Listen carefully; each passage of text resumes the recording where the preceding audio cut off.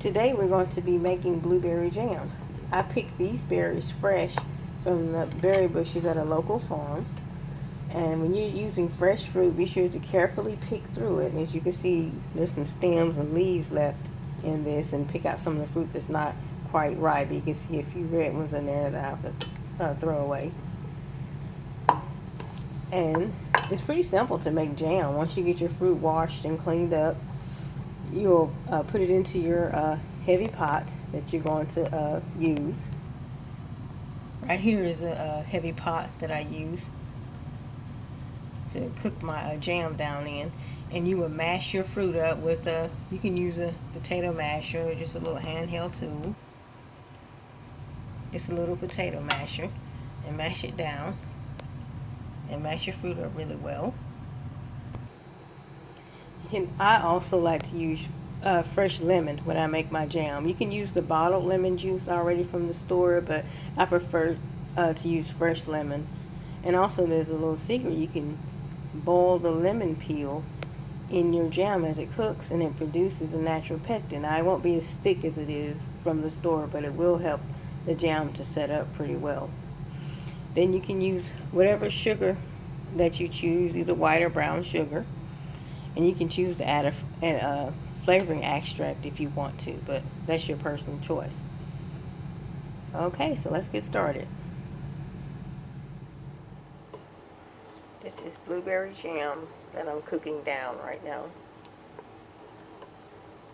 I have my fruit, my sugar stirred down, and my flavoring of choice. I'm going to let this cook down probably about an hour, because I mashed the fruit, but I kind of want them to be a little bit softer. You can still see they have a shape. I want them to cook down a little bit more. So we'll cook this down slowly for about an hour, and then I'll bring it to a rolling boil to help it set.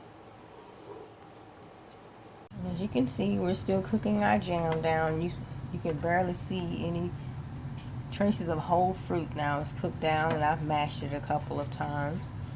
I cook it down slowly over the fire, and depends on how much that you make. Like, I don't try to make too much at one time. Like, this is only 5 cups of blueberries right here, so we only get a few half-pint jars. But you don't want to do too much at one time. I let this cook down, and I just stir it slowly.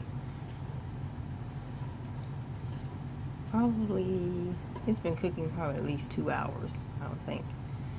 And meanwhile, I'm getting my hot water ready in my canner. When it comes to a rolling boil, I will add my jars and lids and boil them for 10 minutes before I add my jam to it. And then once I'm ready to put my fruit into the jars, I will boil this at a rolling boil, and it kind of helps, to get this ready to be jarred. Okay, our water is a rolling boil, so we can go ahead and boil our canning jars for 10 minutes. You can see my jam is at a rolling boil, and I boiled it like this for 2 minutes, stirring constantly so it doesn't scorch. Now, test to see if your jam is ready. I put a spoon in the freezer to get it cold. And the jam is ready. As you can see, the hot jam on the cold spoon, it's not even moving. It's barely creeping across it. So we know our jam was set up perfectly. There you go, blueberry jam. I will let this sit up for 24 hours before we open it.